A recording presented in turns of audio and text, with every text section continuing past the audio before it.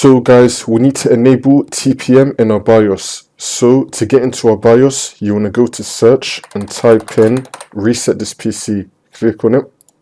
And now once you're on this, next to advanced startup, you want to click on restart now. And then click on restart now again. Wait for this to load.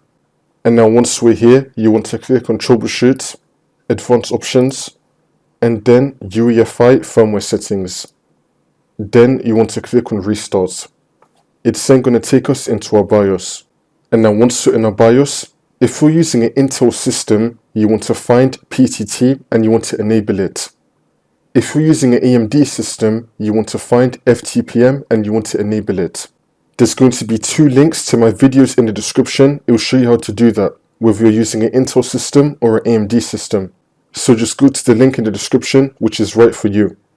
After you enable PTT or FTPM in your BIOS, depending on your CPU, if it's either Intel or AMD, then you want to save and exit, go back into Windows, and then the problem should be fixed.